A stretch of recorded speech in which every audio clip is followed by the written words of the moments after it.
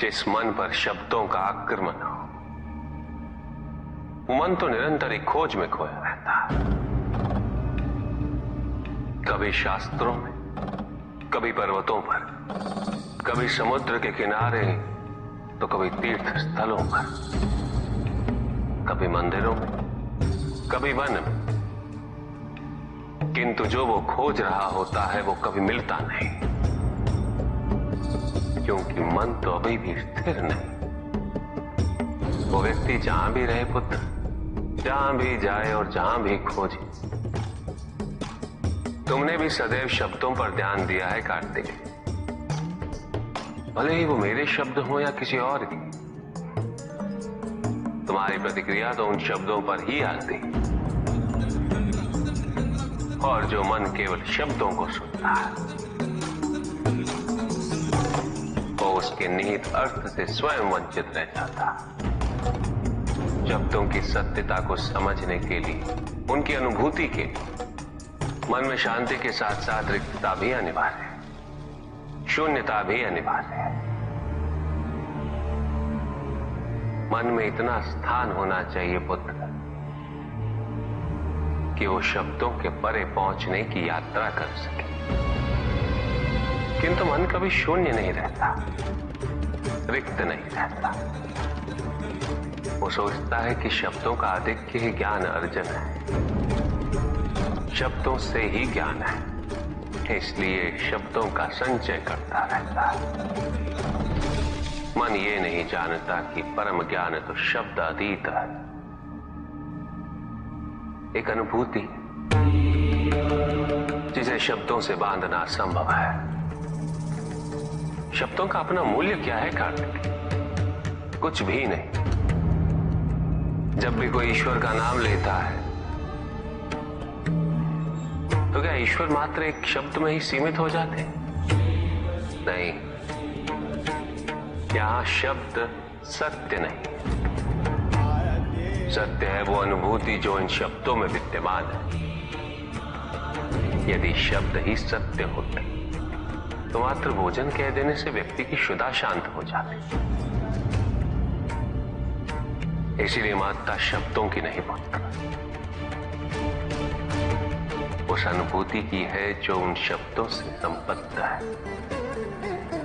यदि शब्द नहीं भी होते तो वे ईश्वर अवश्य होते।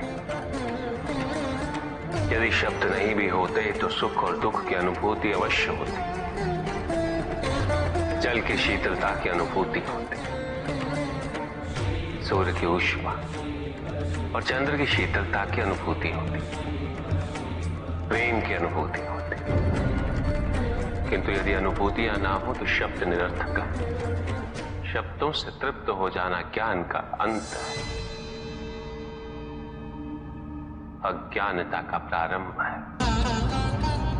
ज्ञानी वही है जिसके पास अनुभूतियां, अनुभव हो, और उसके लिए मन को शांत व रिक्त तो करना ही पड़ेगा पुत्र।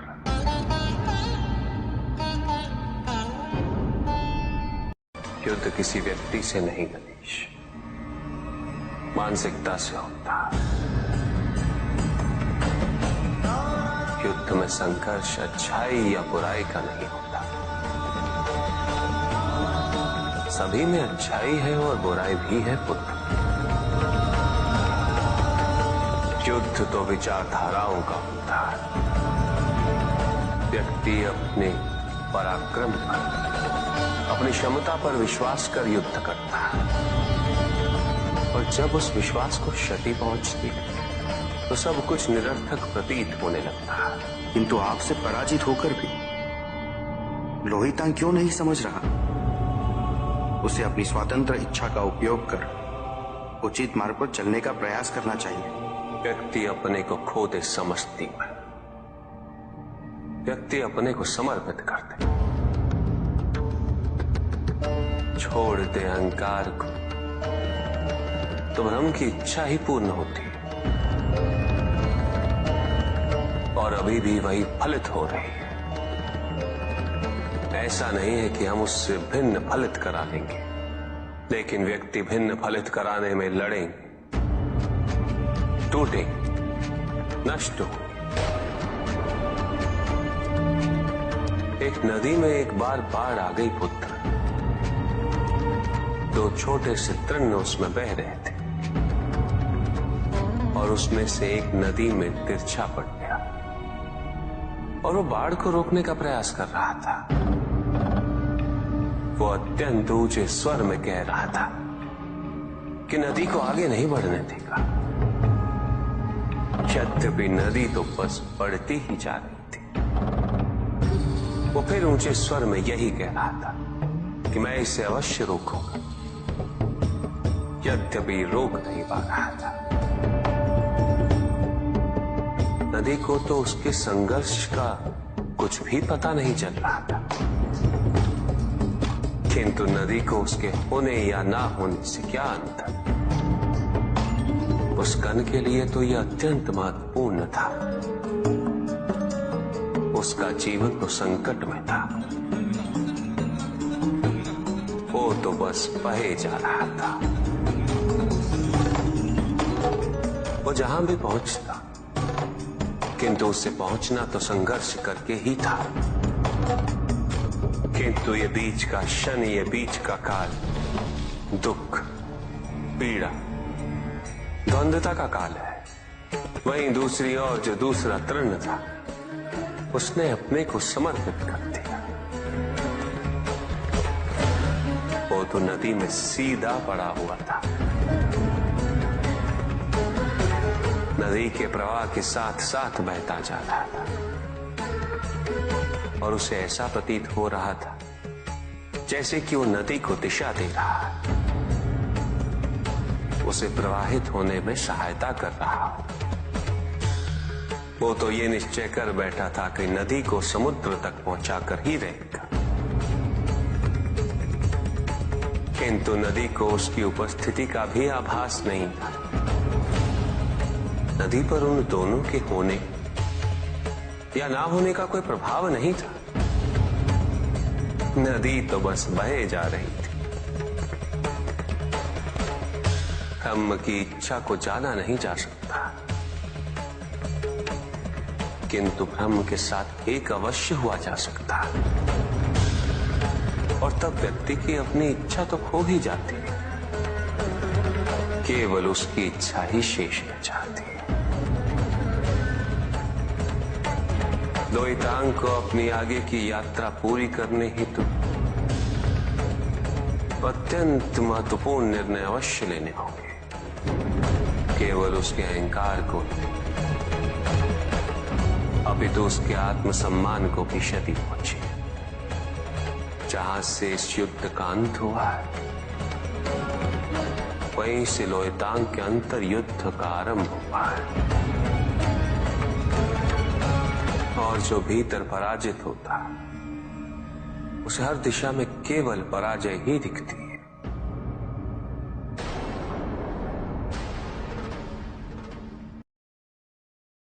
एक प्रश्न पूछ सकता हूं?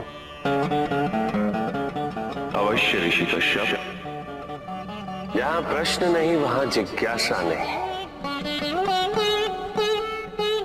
और जहां जिज्ञासा नहीं होती वहां ज्ञान की वृद्धि नहीं हो सकती। निसंकोच होकर पूछिए। प्रभु, आप तो कालोपरी हैं, सर्वज्ञ हैं, त्रिकालदर्शी हैं। चारों ओर ये जो अज्ञान का अंधकार फैल रहा है, उसमें ज्ञान का मूल अर्थ कहीं ना कहीं खोता जा रहा।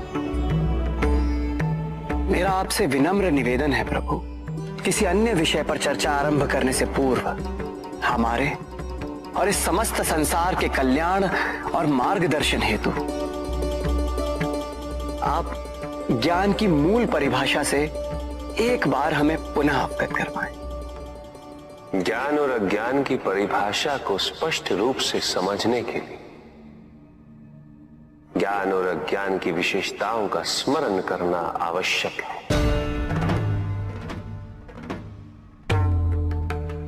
जिसके कारण स्वार्थ, विनाश, क्रूरता, अशांति और भय में वृद्धि हो।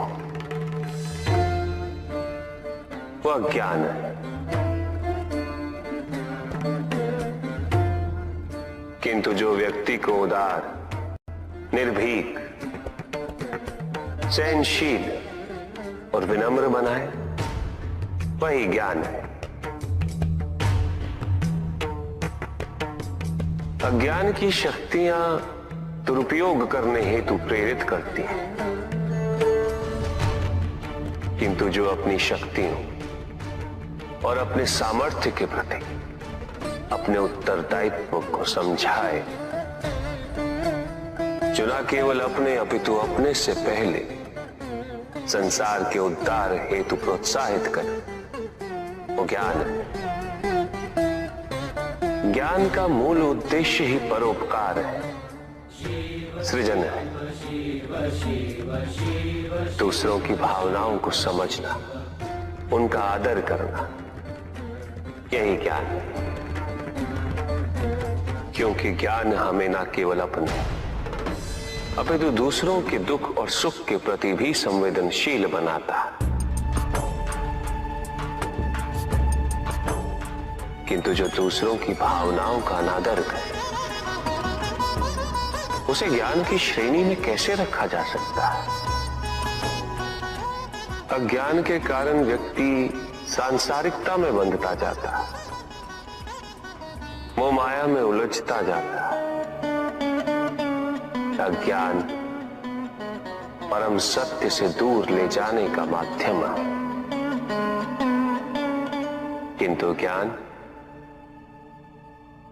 व्यक्ति को परम सत्य की ओर ले जाता है। ज्ञान मुक्तिदायक है, मोक्ष का मार्ग है,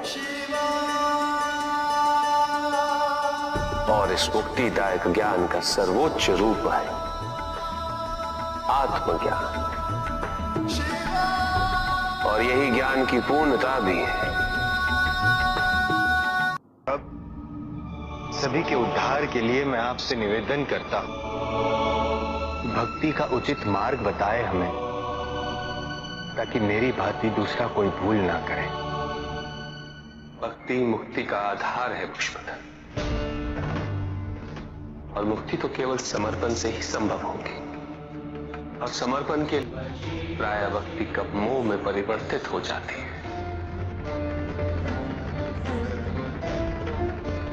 और ऐसे में पथ भ्रमित होना अनिवार्य है।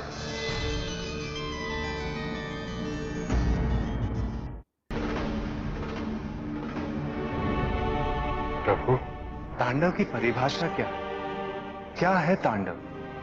उसे आरंभ करने से पूर्व मन में कैसे भाव होने चाहिए? तांडव नृत्य जगत की 5 क्रियाओं का संकलन है। सृष्टि, स्थिति, प्रलय, तिरोभाव और अनुग्रह, अग्नि, जल, वायु, पृथ्वी और आकाश। मेरे नृत्याकार शरीर के 5 मुख, इन्हीं 5 भूतों से ब्रह्मांड का निर्माण होता। पृथ्वी से सभी भूतों के शरीर बनते हैं और उनका पालन जल से होता है, और संपूर्ण भूतों का अंत अग्नि से होता है।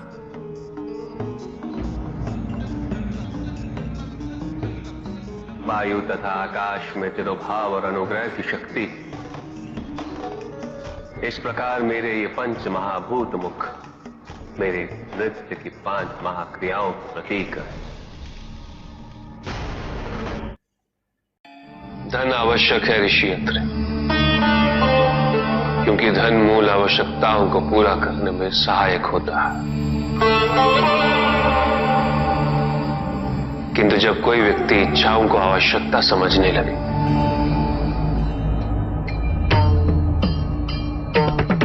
तो धन कितना ही क्यों ना पर्याप्त नहीं होता, क्योंकि इच्छाएं अंतहीन है। इसलिए मनुष्य कभी ना समाप्त होने वाली इच्छाओं की पूर्ति हेतु धन संचय को ही अपने जीवन का लक्ष्य समझ लेता है,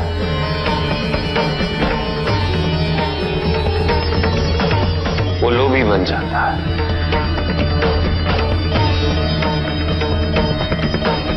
वो भूल जाता है कि उसके जीवन का मुख्य लक्ष्य ईश्वर के समीप आना है।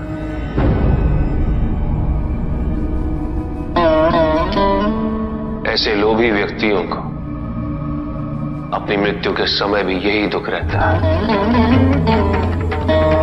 कि उन्होंने क्या कुछ नहीं पाया, क्या शेष रह गया। ऐसे समय में वो एक क्षण के लिए भी ईश्वर का स्मरण नहीं करते, अपने जीवन की निरर्थकता और व्यर्थता का बोध नहीं होता। बिल्कुल चाहिए धन चाहे कितना भी हो ऋषियत्र, मूल आवश्यकताएं तो केवल उतनी ही। तन ढकने के लिए वस्त्र, पेट भरने के लिए आहार और शरण के लिए भवन। इन आवश्यकताओं के पूर्ण होने के पश्चात जो भी है वो इच्छा है। धनी व्यक्ति के पास जो भी अतिरिक्त धन होता है वो उसे दान करना चाहिए, उनके उद्धार के लिए जो अपनी मूल आवश्यकताओं को पूरा नहीं कर सकते।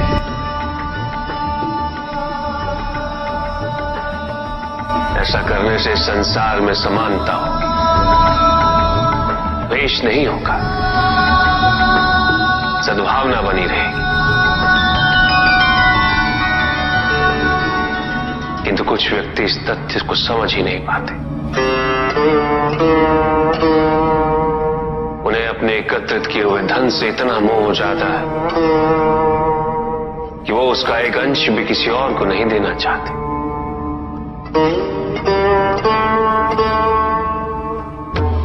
ऐसे व्यक्तियों की सूची में सर्वप्रथम स्थान कुबेर का है।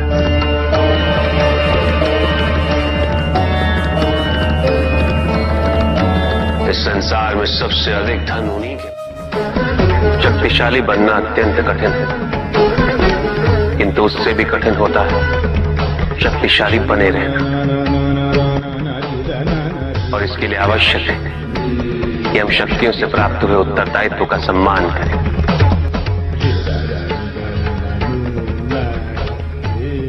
अन्यथा हम स्वयं पर निरंतर खो देते हैं और यह हमारे पतन का कारण बनता है।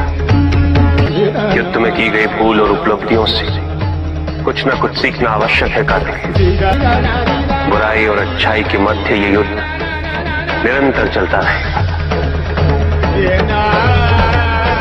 आज एक अध्याय समाप्त हुआ है, कल दूसरा अध्याय आरंभ होगा। जब तक इस समस्त संसार में बुराई है तो अच्छाई भी होगी, किंतु अच्छाई और बुराई के युद्ध में जीत सदैव अच्छाई की ही होगी। प्रभु, क्या संसार में केवल सुख का होना संभव नहीं है? प्रत्येक आत्मा का लक्ष्य केवल सुख की प्राप्ति ही तो है।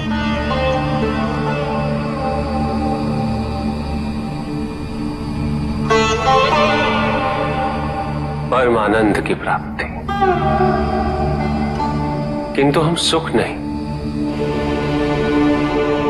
सुख को प्रदान करने वाली वस्तुओं को एकत्रित करना ही जीवन का उद्देश्य मान लेते हैं।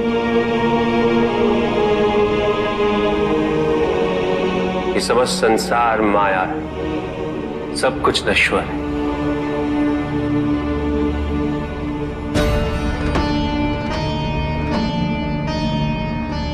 जिन वस्तुओं को हम सुख का सोच समझकर एकत्रित कर रहे हैं वो सदैव नहीं रहेंगे। जो व्यक्ति सत्य को जानते हुए भी लोभ का परित्याग नहीं करते वो सदैव इन्हें खोने के भय में जीते।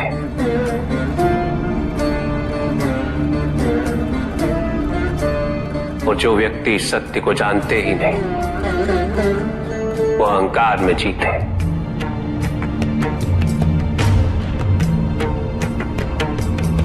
और जहां अहंकार और भय उपस्थित हो, वहां सुख कैसे रह सकता?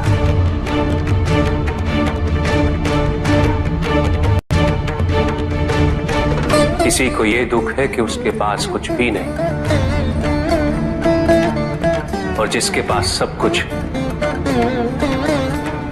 उसे यह दुख है कि पाने को कुछ शेष नहीं। सुख को हम स्वयं अपने दृष्टिकोण से परिभाषित कर देते हैं, जबकि वास्तविकता इससे भिन्न है।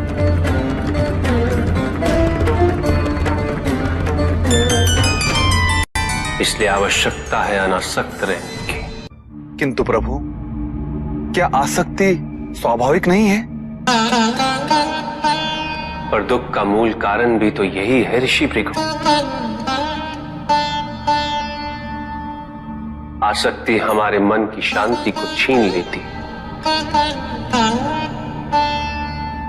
उसे भंग कर देती।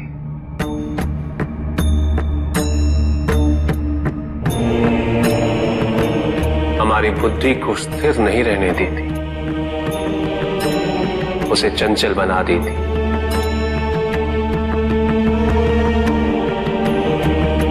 आसक्ति से प्रमाद की उत्पत्ति होती, प्रमाद मद होता है,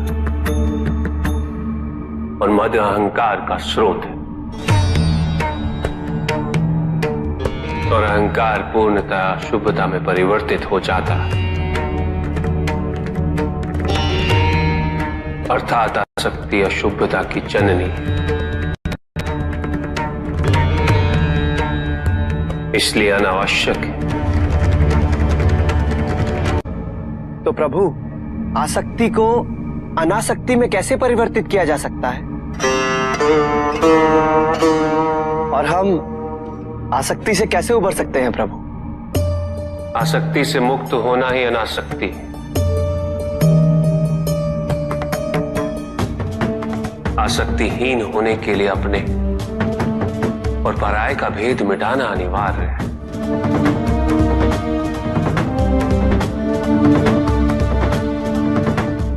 और यह तभी संभव होगा जब हम सुख की खोज बाहर नहीं, अपने भीतर करें। जब हम यथार्थ को पहचानें, उसे स्वीकार करें।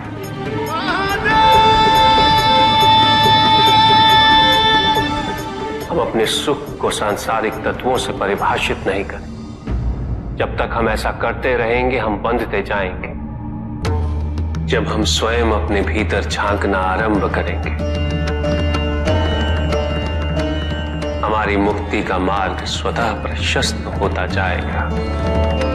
महादेव, आपने हमें दुख का कारण तो बता दिया। प्रभु, ये विवाह मुझे स्वीकार्य नहीं है प्रभु। मैं मेरे जीवन का प्रत्येक क्षण आपकी सेवा में समर्पित करना चाहता हूं। मैं नहीं चाहता हूं कि मेरा कोई भी संबंध मेरे भक्ति को विभाजित या बाधित करने का कारण बने। नंदी, विवाह तुम्हें मेरी भक्ति के लिए अयोग्य कैसे बना देगा? उसमें बाधा कैसे उत्पन्न कर देगा? माता, आपके और प्रभु के बीच में इतनी चुनौतीपूर्ण स्थितियां उत्पन्न हुई, फिर भी आप दोनों स्थिर रहे। किंतु मेरे लिए यह संभव नहीं है माता, क्योंकि मैं अपने दायित्व के मार्ग में कोई भी विकर्षण सहन ही नहीं कर सकता। नंदी, मेरे एक प्रश्न का उत्तर दोगे? पहले तो तुम केवल मेरे प्रति ही समर्पित थे, किंतु अब तुम मेरे साथ साथ पार्वती की भी आराधना करते हो।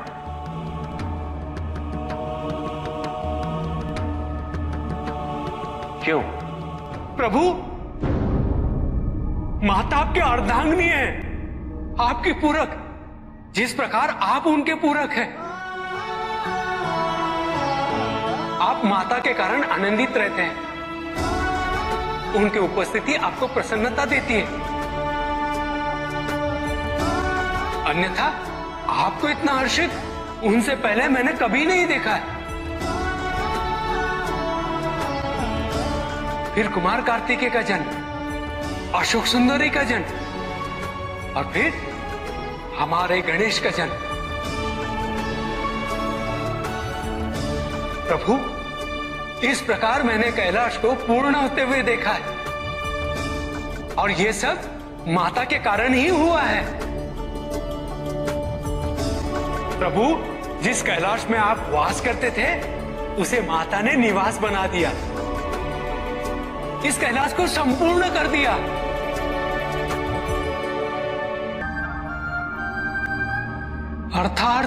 अर्थात व्यक्ति की पूर्णता हेतु विवाह आवश्यक है नंदी। जैसे स्वामी और हम एक दूसरे के पूरक हैं, उसी प्रकार तुम्हारी अर्धांगिनी और तुम एक दूसरे के पूरक बनोगे। विवाहित जीवन की अनुभूति, परिवार का सुख, उसके सुख और उसकी सुरक्षा के लिए संघर्ष, ये सभी अनुभूतियां एक व्यक्ति के विकास के लिए अनिवार्य है नंदी। किंतु प्रभु, मेरी स्वतंत्रता। स्वतंत्र तो वो नहीं है नंदी जो विवाह के विचार से भयभीत तो होते हैं या संकोच करते हैं,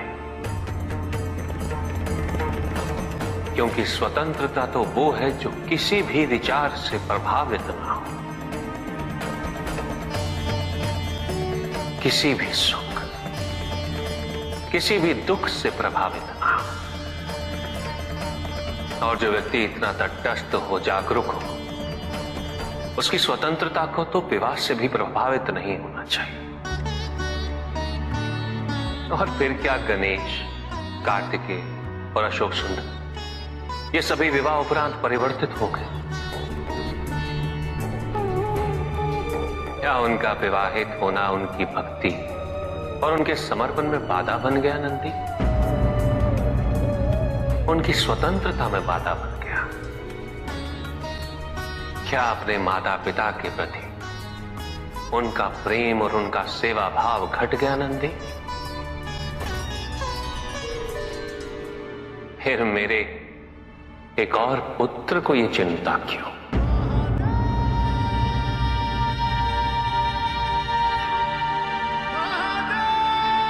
ये भय क्यों नंदी?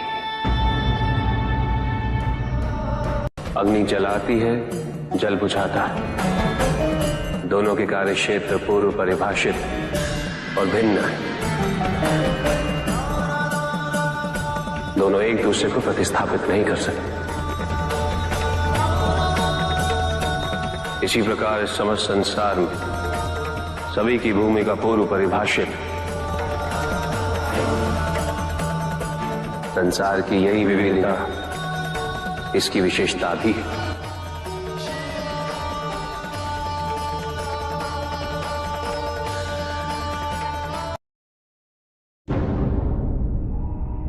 सृष्टि के निर्माण उपरांत एक बार नारायण ने तप के लिए महादेव से उत्तम स्थान के निर्देश की याचना की। महादेव ने अपनी प्रेरणा से समस्त तेज संपन्न अत्यंत शोभायमान पंचकोशी नगरी का निर्माण किया।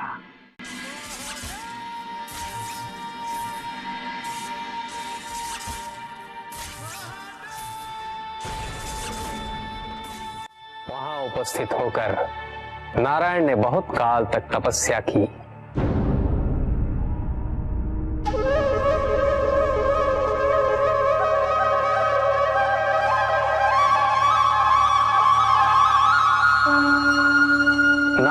तपस्या के अनंतर ही उस क्षेत्र में महादेव की कृपा से अनेक नदी नद सरिताएं उत्पन्न हुई।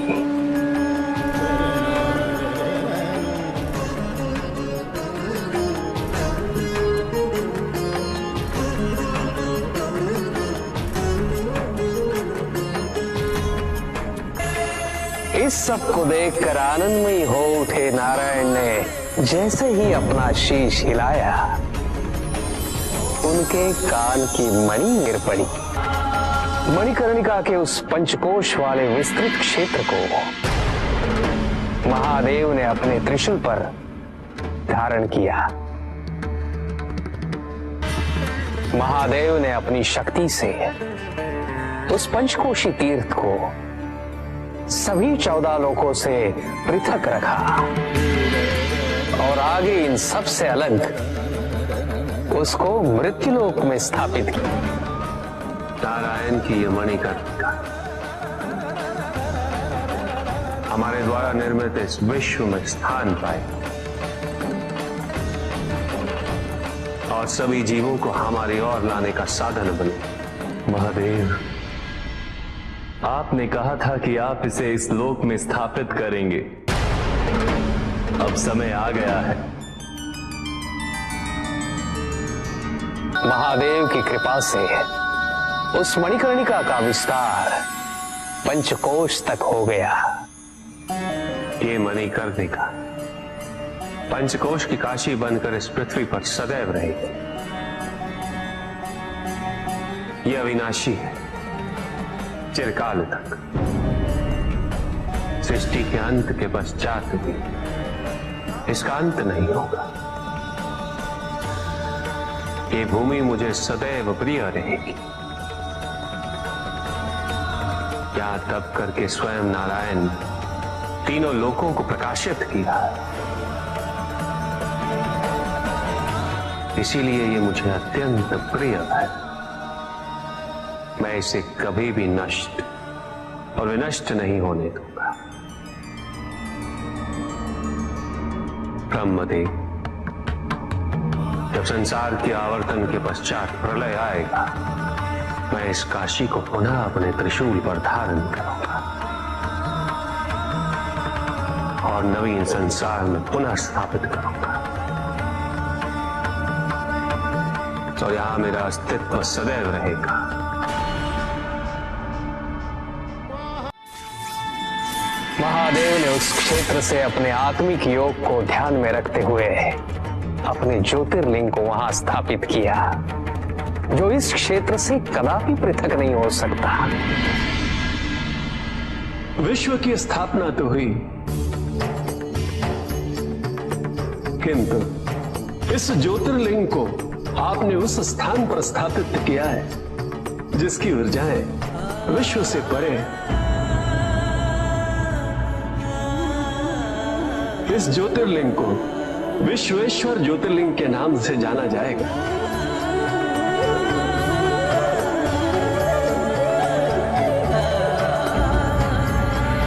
महादेव उस काशी को अपने त्रिशूल पर प्रलय और अनिष्ट की स्थिति में धारण कर उसका संरक्षण करते रहते हैं। इसीलिए ये क्षेत्र सभी लोगों से न्यारा है। नारायण की मणि गिरते ही उस स्थान का नाम मणिकर्णिका तीर्थ पड़ गया।